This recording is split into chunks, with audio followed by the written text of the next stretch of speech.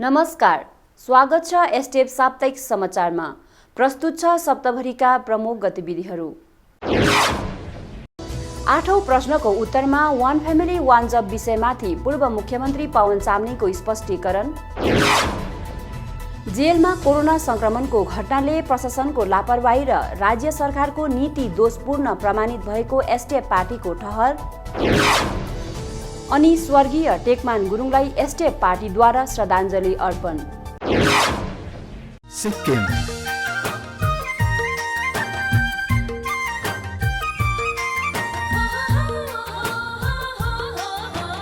राज्य के 20,000 युवाओं को मिली एक साथ नौकरी की नियुक्तियां।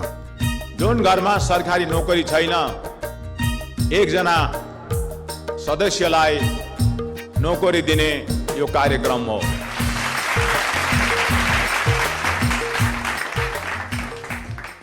अब समाचार विस्तारमा।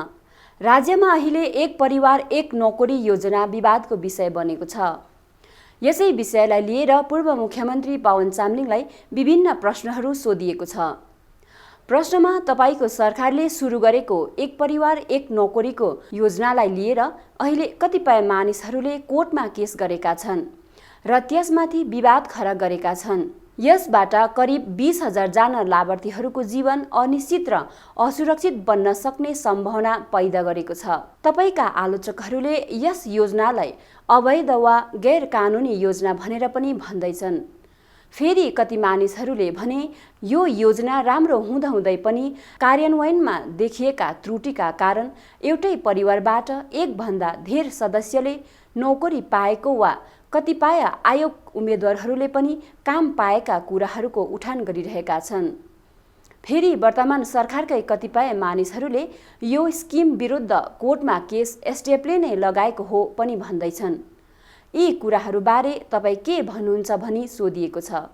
प्रश्नको उत्तरमा पूर्व मुख्यमन्त्री पवन चामलिङले भन्नुभएको छ, एक परिवार एक नोकरीको स्किम समाजको सबैभन्दा निम्न आर्थिक स्तर भएका जनताको खातिर बनाएको स्किम हो।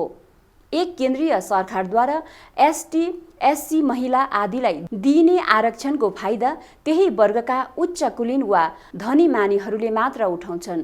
ओबीसीको सन्दर्भमा पनि निम्नतम तहका जनता यसका फाइदा पाउनबाट वञ्चित नै रहेका छन्।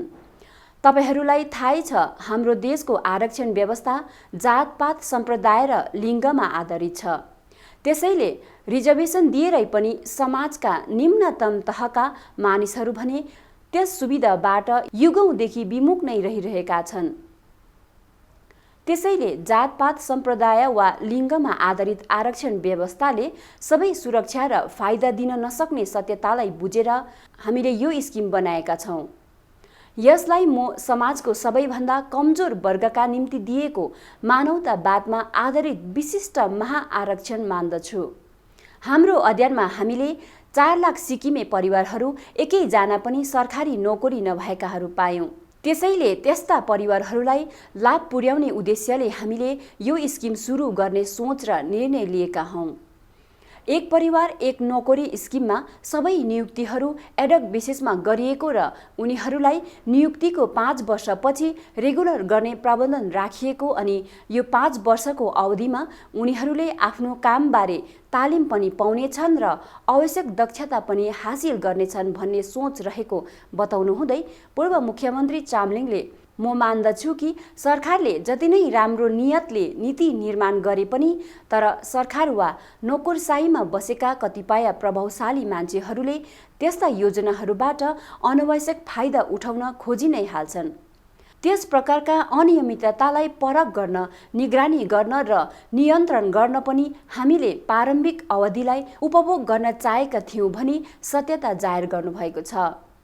उहाँले उत्तर दिने क्रममा यो स्किम ग्रामीण रोजगारीका अवसरहरू वृद्धि गर्ने उद्देश्यले पनि सुरु गरिएको जानकारी गराउनु हुँदै हामीले भिलेज पुलिस गार्ड, पर्यावरण सुरक्षा guard, village marketing assistant, village health assistant आदि जस्ता ग्रामीण पदहरू सृजना गरेका थियौँ। यो योजनाहरूलाई कार्यान्वयन गर्ने गराउने सुपर्यवेक्षीय क्षमता दिलाएर पञ्चायतहरूलाई हामीले थप मात्रामा सशक्तिकरण पनि गर्यौँ। यस योजनाले गाउँदेखि सहर बजारतर्फ हुने पलायनलाई नियन्त्रित गर्न पनि सघाउ पुर्याएको बताउनु भएको छ।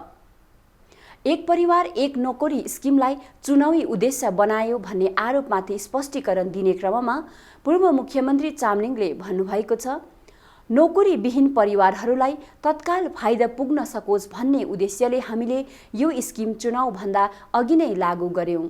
तर यसमा हाम्रो कुनै चुनावी वा राजनीतिक उद्देश्य थिएन। यदि त्यस्तो कुनै उद्देश्य भएको भए हामीले भोट देऊ, हामी 10 दिन 100 दिनमा नोकरी दिन्छौं भनेर भन्ने थियौं। यस योजनामा काम पाउने 20,000 जना हरेकलाई नै उनीहरूको रोजाइको राजनीतिक पार्टी छान्ने वा समर्थन गर्ने पूर्ण स्वतन्त्रता हामीले दियौं। त्यसैले जनतालाई लोभ प्रलोभनमा फसाउने र डर त्रास देखाउने चरित्रदेखि राजनीतिमाथि उठ्नुपर्छ। यसरी नै एउटै परिवारको एक भन्दा ज्यादा सदस्यले वान फ्यामिली वान जब योजनामा नोकरी पाएको टीका टिप्पणीमाथि उहाँले भन्नुभएको छ, जहाँसम्म एउटै परिवारको एक भन्दा ज्यादा सदस्यले नोकरी पाएको कुरो छ, त्यसबारे म यति नै भन्न सक्छु कि जस्तो कि मैले माथि जनाइसकेका कारण वा अन्य कारणहरूले गल्तीहरू भएका हुन सक्छन्, तर यी कुराहरू जाँच गर्न सकिने कुराहरू हुन्। तर हामीले यो कुरालाई पनि ध्यानमा राख्नै पर्छ कि आज पनि समाजमा धेरै संयुक्त परिवारहरू पनि छन्। बिहे भइसकेका छोराछोरीहरू पनि एकै घरमा बसिरहेका छन्। यस्ता परिवारका सदस्यहरूको आफ्नो जहान बाल बच्चाको लालन पालन गर्ने र शिक्षा दीक्षा दिने आफ्नै जिम्मेवारीहरू हुन्छन्। मलाई खुसी लागेको छ कि प्रधानमन्त्री श्री नरेन्द्र मोदीले पनि आज राष्ट्रिय तहमा एक परिवार एक नोकरीको नीति लागू गर्दै हुनुहुन्छ। यसले हाम्रो नीतिको सार्थकतालाई नै पुष्टि गरेको छ। यसबाट म गर्वित भएको छु। यसरी नै पूर्व मुख्यमन्त्री तथा एसडिएफ पार्टी अध्यक्ष पवन चामलिङले उत्तर दिने क्रममा अझ भन्नुभएको छ, गत चुनावमा हाम्रो सरकार फेरि बनिएको भए हामीले एक व्यक्ति एक पेसाको योजना लागू गर्ने थियौं। आज सिक्किमका युवाहरू निश्चित आयु वर्ग 20 देखि 25 वर्षपछि वित्तीय रूपले स्वनिर्भर बनुन् भन्ने दिशामा काम गर्नु अत्यन्तै जरुरी भएको छ। पश्चिमका देशहरूमा 18 वर्षपछि नानीहरू अभिभावकमाथि निर्भरशील रहन्नन्। यस दिशामा सिक्किमले बाटो देखाउन सक्नेछ र एक व्यक्ति एक पेसा यस उद्देश्यको लागि सहायक ठहरिनेछ। अन्त्यमा आज यदि कसैले वान फ्यामिली वान जब बारे केस गर्ने मुद्दा हाल्ने षड्यन्त्र एसडिएफको हो भनी भन्छ भने त्यस्ता व्यक्तिलाई राजनीतिको नाममा त्यति तल नगिर्ने सुझाव दिन सकिन्छ। यो हास्यास्पद कुरो हो। 3 जना अभियोगकर्ताहरूलाई थाहा छ यस मामलाको पछाडि कसको हात छ। उनीहरूलाई नै सत्य कुरो थाहा छ। म अदालतलाई सम्मान गर्छु र यो विषय हाल अदालतमा भएकोले धेरै केही भन्न चाहन्न। एसडिएफ आफ्नो राजनीतिक मतलबको लागि गरिब जनताको जीवनलाई कदापि दाउमा लगाउँदैनन्। चुनाव अघि एसकेएमले फेरि पनि एसडिएफको सरकार आए वान फ्यामिली वान जबका कर्मचारीहरूको नोकरी खोसिनेछ भनेर भनेको थियो। साथमा आफ्नो सरकार बने 100 दिनभित्र वान फ्यामिली वान जबलाई रेगुलर गर्ने बाचा पनि गरेको थियो। म सम्झन्छु सायद आम जनता नै यसबारे बढी चिन्तित होलान् कि किन एसकेएमले आफ्ना चुनावी बाचा पूरा गर्दैनन् भनेर। राज्यका केन्द्रीय जेल रोङ्गे अनि नाम्चीको स्टेट जेलमा कोभिड-19 संक्रमण हुनु अत्यन्तै लाजस्पद र चिन्ताको विषय हुनको साथै जेलमा बन्द कैदीहरूलाई कोरोना संक्रमण भएको घटनाले प्रशासनको लापरवाही र वर्तमान सरकारको नीति दोषपूर्ण रहेको प्रमाणित भएको एसडिएफ पार्टीका प्रचार प्रसार मामिला महासचिव कृष्ण खरेलद्वारा जारी विज्ञप्तिमा जनाएको छ। गत 23 डिसेम्बरको दिन एसडिएफ पार्टीले राज्यका जेलहरूमा कोभिड-19 को प्रोटोकल उल्लङ्घन भएको विषयलाई अवगत गराउँदै सिक्किम मानव अधिकार आयोग समक्ष यथास्थ पत्र चढाएको महासचिव खरेलद्वारा जारी विज्ञप्तिमा जानकारी गराएको छ। विज्ञप्ति अनुसार उक्त यथास्थ पत्रमा इन्डिया टुडेको सर्वे अनुसार कोभिड-19 व्यवस्थापनमा देशका साना राज्यहरूमा सिक्किम 9औं स्थानमा पुगेको जानकारी गराउनका साथै कोभिड समर्पित पर्याप्त पूर्वाधार लगायत शान्त वातावरण हुँदाहुँदै पनि कोभिड-19 को मृत्यु दर 2.5% पुगेको जो देशमा तेस्रो सर्वाधिक हो। त्यही राष्ट्रिय औसत भने 1.45% मात्र रहेको उल्लेख गरिएको छ। यसरी नै पत्रमा 14 मार्च 2020मा भारत सरकारको स्वास्थ्य अनि परिवार कल्याण मन्त्रालय र भारतीय चिकित्सा अनुसन्धान परिषदद्वारा जारी दिशानिर्देश तथा आदेशहरूलाई सिक्किम सरकारले देशमा आपतकालीन महामारी घोषणा भएको समयदेखि नै उल्लङ्घन गर्दै आइरहेको पनि उल्लेख गरिएको छ।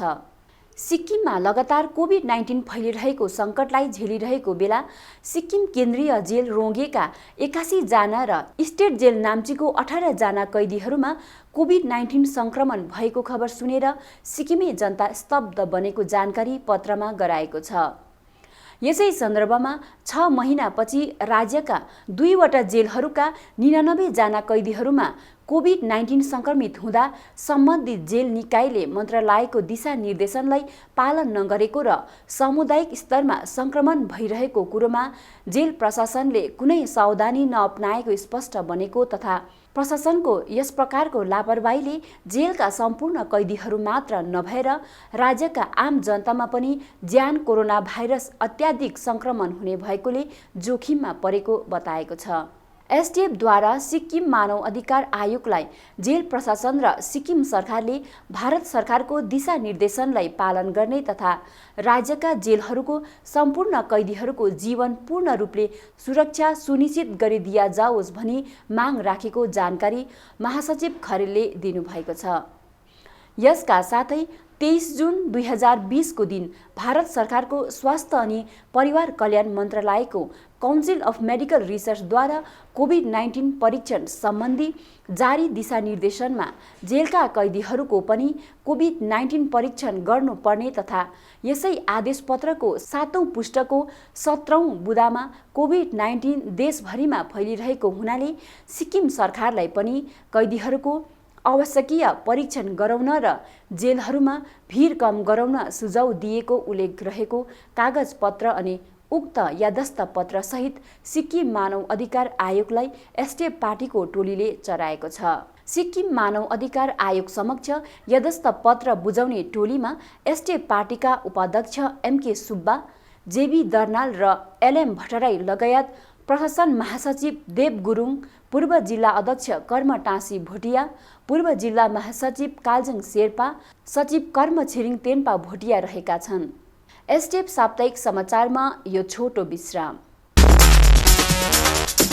हाम्रो सरकारमा चाहिँ सिक्किमको सबै जनताले पाएको 1 नम्बर जे हो इज्जत, 2 नम्बर अधिकार, 3 नम्बर शान्ति, 4 नम्बर सुरक्षा, 5 नम्बर विकास। अनि शान्ति पाउनु पनि विकास हो, सुरक्षा पाउनु पनि विकास हो। अनि तपाईहरुको इज्जत हुनु, भोटे, लेप्चा, नेपाली, व्यापारी, हिन्दू, मुस्लिम, क्रिस्चियन, बुद्धिस्ट जो पनि धर्म मान्दाखेरि पनि एकदम सबले बराबर इज्जत पाउनु, स्वतन्त्रता पाउनु, त्यो पनि विकास हो। यो छोटो विश्रामपछि यहाँहरूलाई पूर्ण स्वागत छ। गत 22 डिसेम्बरको दिन नामथाङ निर्वाचन क्षेत्रको लोअर काभ्रे निवासी टेकमान गुरुङको आकस्मिक निधन भएको छ। स्वर्गीय टेकमान गुरुङ सिक्किम प्रजातान्त्रिक मोर्चाका केन्द्रीय कार्यकारिणी समितिका सदस्य लगायत पार्टीका सक्रिय युवा कार्यकर्ता थिए। मिलनसार प्रवृत्ति भएका स्वर्गीय गुरुङ सामाजिक काममा पनि सदैव सक्रियपूर्वक संलग्न रहने एक असल युवाको रूपमा चिनिन्थे। गत 24 डिसेम्बरको दिन पूर्व विधायक विनोद राई, नामथाङ निर्वाचन क्षेत्रका एसटिएफ पार्टीका प्रभारी बिरजन तामाङ, सक्रिय युवा कार्यकर्ताहरू ललित प्रधान, ओङदेन लेप्चा, दिपेन मगर, केवल थापा आदिको एक टोलीले स्वर्गीय टेकमान गुरुङको निवास स्थानमा पुगी श्रद्धाञ्जली अर्पण गरे। यसका साथै यस टोलीले स्वर्गीय गुरुङका शोक सन्तप्त परिवारलाई एसटिएफ पार्टीका अध्यक्ष पवन चामलिङ तथा पार्टीको पक्षबाट संवेदना पनि प्रकट गरे। एसटिएफ साप्ताहिक समाचारमा आजलाई यति नै। हेर्दै गर्नुहोला एसटिएफ साप्ताहिक समाचार।